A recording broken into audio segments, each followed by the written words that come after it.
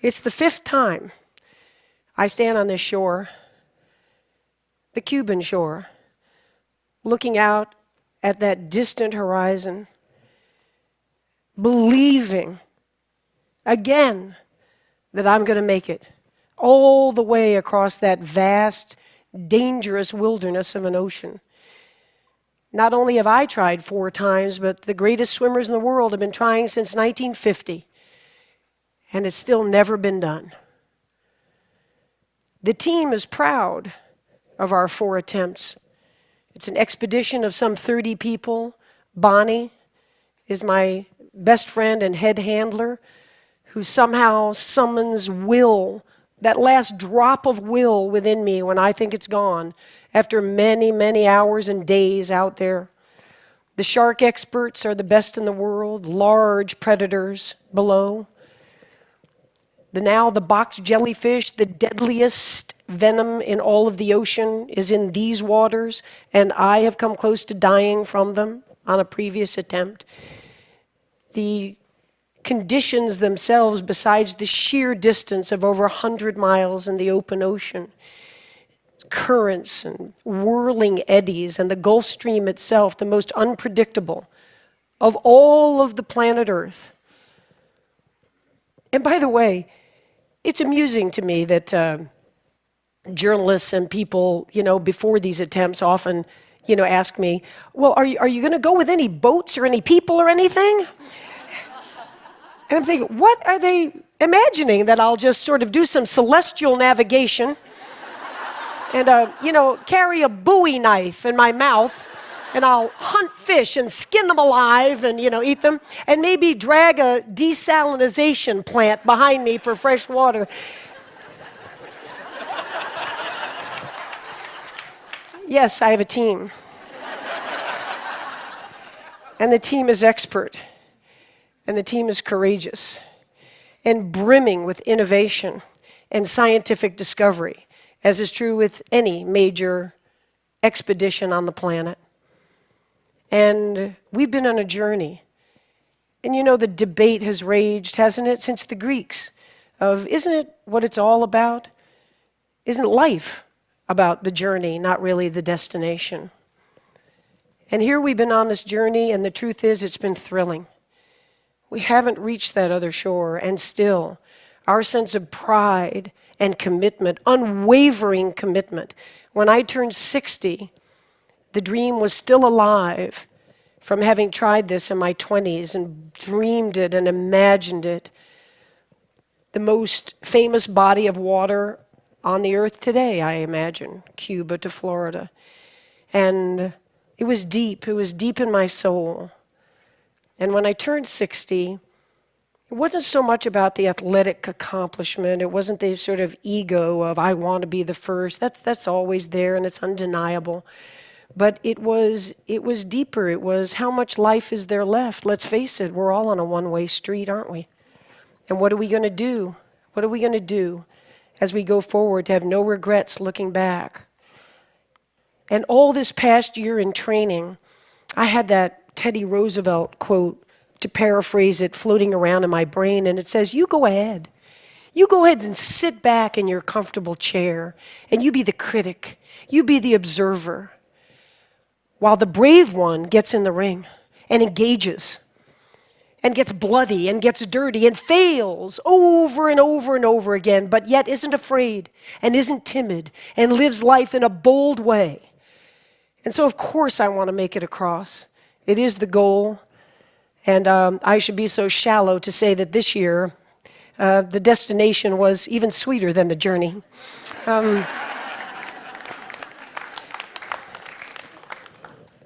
But the journey itself was worthwhile taking. And at this point, by this summer, everybody, scientists, sports scientists, endurance experts, neurologists, my own team, Bonnie,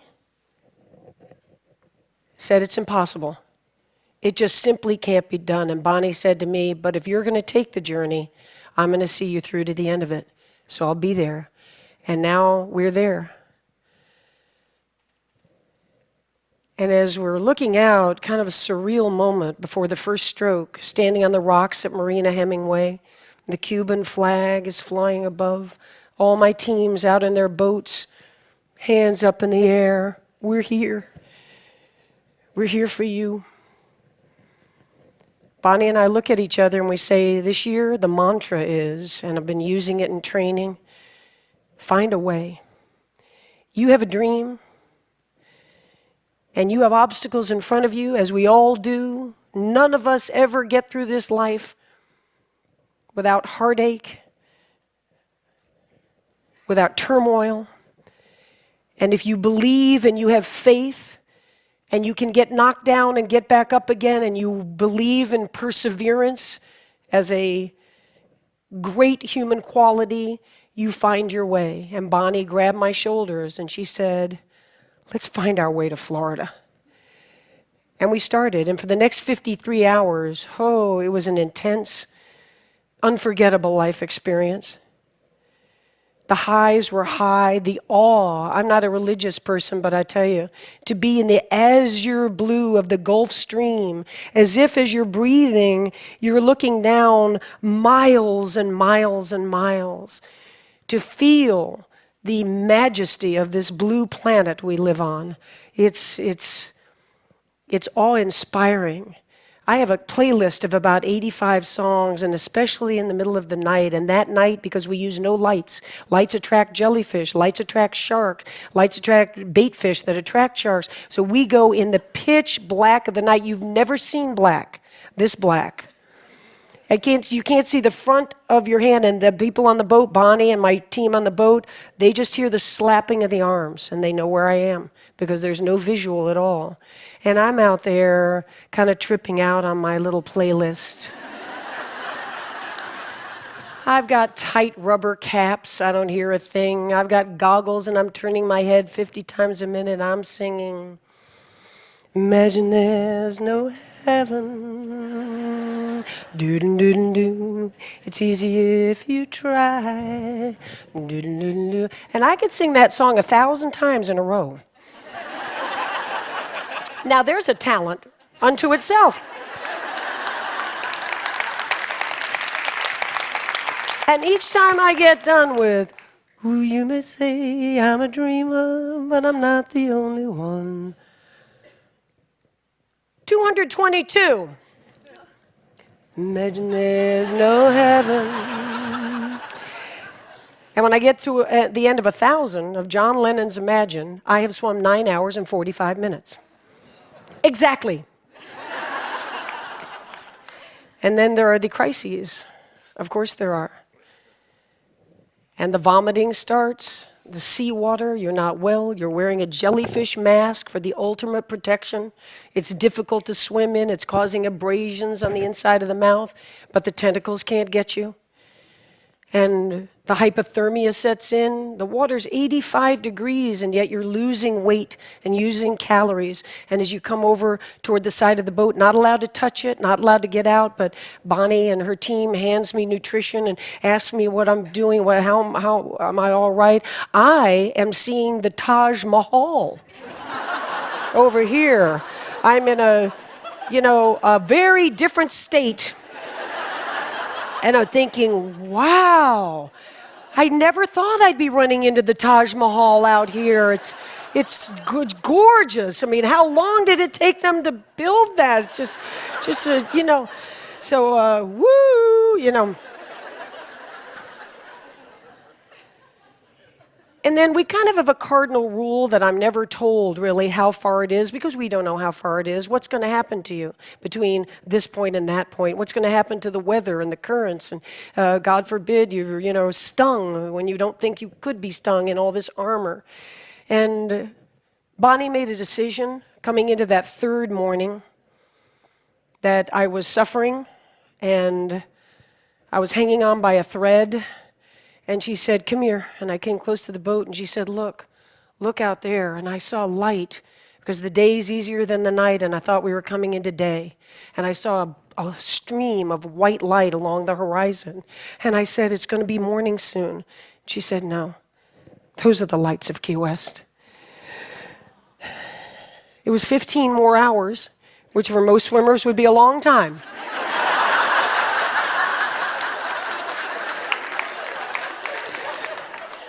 You have no idea how many 15-hour training swims I had done. So here we go, and I somehow, without a decision, went into no counting of strokes and no singing and no quoting Stephen Hawking and the, parameters of the universe. I just went into thinking about this dream and why and how. And as I said, when I turned 60, it wasn't about that concrete, can you do it? That's the everyday machinations. That's the discipline, and it's the preparation, and there's a pride in that. But I decided to think as I went along about, the phrase usually is reaching for the stars, and in my case, it's reaching for the horizon. And when you reach for the horizon, as I've proven, you may not get there, but what a tremendous build of character and spirit that you lay down. What a foundation you lay down in reaching for those horizons. And now the shore is coming. And there's just a little part of me that's sad. The epic journey is going to be over. So many people come up to me now and say, "What's next?" We love that. That little tracker that was on the computer, when are you going to do the next one? We just can't wait to follow the next one. Well, they were just there for 53 hours. And I was there for years. And so there won't be another epic journey in the ocean, but the point is, and the point was, that every day of our lives is epic. And I'll tell you, when I walked up onto that beach, staggered up onto that beach, and I had, so many times in a very puffed up ego way, rehearsed what I would say on the beach. When Bonnie thought that the back of my throat was swelling up, and she brought the medical team over to our boat to say, that she's really beginning to have trouble breathing. Another 12, 24 hours in the salt water, the whole thing. And I just thought in my hallucinatory moment that I heard the word tracheotomy. And Bonnie said to the doctor, "I'm not worried about her not breathing. If she can't talk when she gets to the shore, she's going to be pissed off."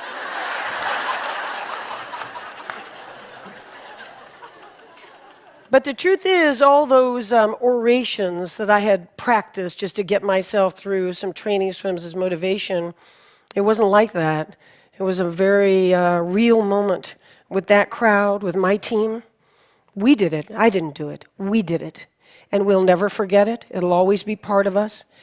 And the three things I did sort of blurt out when we got there was, first, never, ever give up. I live it. What's the phrase from today from Socrates? To be is to do. So I don't stand up and say, don't ever give up. I didn't give up. There was action behind these words. The second is, you can chase your dreams at any age. You're never too old. 64, that no one at any age, any gender could ever do, has done it, and has no doubt in my mind that I am at the prime of my life today. Yeah.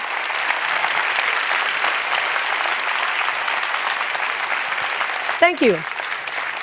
And the third thing I said on that beach was, it looks like the most solitary endeavor in the world, and in many ways, of course, it is. And in other ways, and the most important ways, it's a team. And if you think I'm a badass, you want to meet Bonnie. Bonnie, where are you? Where are you? There's Bonnie Stoll, my buddy.